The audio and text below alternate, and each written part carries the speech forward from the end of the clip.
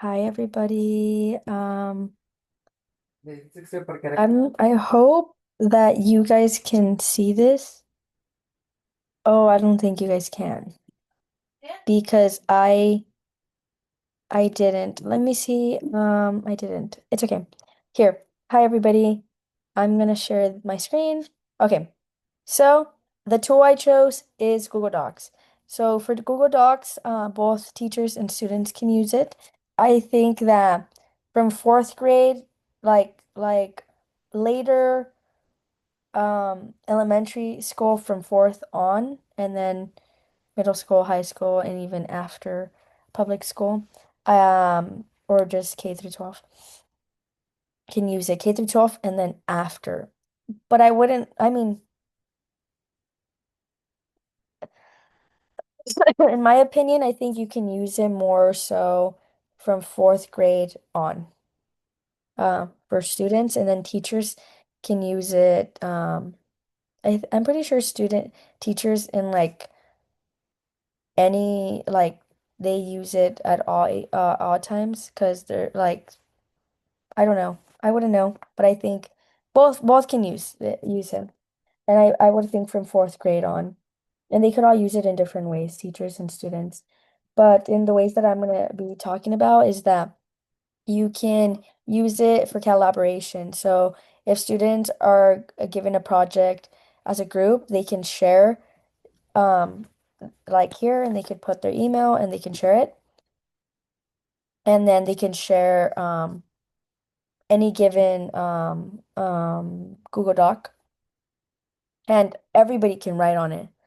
I don't know if there's a max. I don't think there is because I've shared a Google Doc with like 20 students or more. So I don't know if there's a exact like a max, but I think it become really hard if there was more than a specific amount. But many people can use it, which is very helpful. And another thing, so students can use it for writing, you write, and they could also give feedback. As you can see, you go here and then you can give feedback, good grammar, and you can also put a comment over here. Good job. There's different ways to like do the same thing.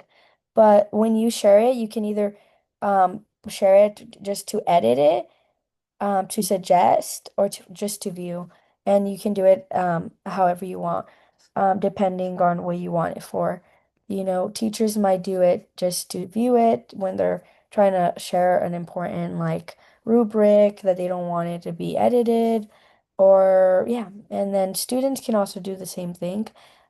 Maybe they just want for suggestions because they don't want anybody to switch their words in accident or delete something. That's also helpful. And so, yeah, students can do this, can use it as peer review. So if teachers and students both, so teachers can give students an assignments for peer review, and students can use this as peer review, and teachers can also use this as peer review in the sense that students share it, and then they're able to give each other's comments of like, you did a good job here, you didn't do a good job here, etc. Um, yeah, suggestions. What else? Teachers can also give feedback on here and they could also grade it. So back in YVC, when I was in YVC, my teachers would grade my assignments through here and they would give like they're able to give suggestions on here and then I could go back and then edit it if I'm gonna redo it or yeah. So it helps a lot for teachers. And then yeah, this is a good way for them to grade as well. What else? Okay, so another thing this does is that if you go to accessibility, no, is it there? No, it's tools, I think. So voice typing. So if you click voice typing, it dictates it for you. So like you dictate it, you say something and it writes it for you, which is pretty cool. I've never tried it before, but it's like it's a good way of like just you can get all your like thoughts out and then just kind of just speak or you can maybe you wrote it on a piece of paper and you want to write it from the piece of paper onto there, and you can just maybe writing it takes more long time, so you can just read it and it just writes it for you. And then a good thing about this is that it also checks your spelling and grammar for you. But yeah, there's just pros and cons because sometimes the spelling and grammar, like it gets some, but it doesn't catch all of them because it's not perfect, of course. You can do the formats however you want. You know, both teachers and students can use this, like whatever this you can make it your own, you know. You can make your paragraph styles however you want. Your if you want your thing to the left, to the right, to the center, your lines, they can be single space, double space. Your columns, you can have more than one. The bullets, numberings, headers and footers, page numbers, page orientation. You can put images, tables, all the like drawings, bookmarks, um, and yeah, this is you can even like download it and make it into a PDF.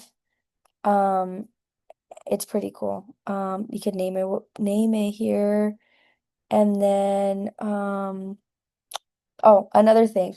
So you can do this, both students and teachers can use this. I've seen a teacher use it though.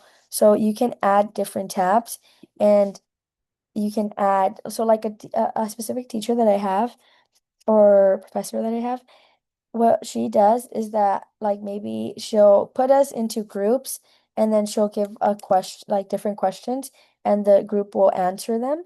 And there will be like five different groups writing on the same Google Doc, and it's pretty fascinating, you know, and then she can go and see what they're writing as they are presenting. And not just them, but like not just the professor, but all the students too, which is pretty cool. You can also basically make your own, and so like everything of like your teacher's rubric, you can like do. So maybe she wants Times New Roman 12 or he. You can do it whatever. You can really make it your own, which is pretty cool. It's not like it's not very it's not it's a tool that's kind of you have a lot of freedom to do what you want and what you need, which I really like. And not just you, but not just a student can use it, not just a teacher can use it, but in the context of our class, a teacher and student both can use it, and in these different ways. And maybe there's other ways that I just don't know of, but these are just the ways that I have seen and experienced and done. So yeah, have a good day. Bye bye.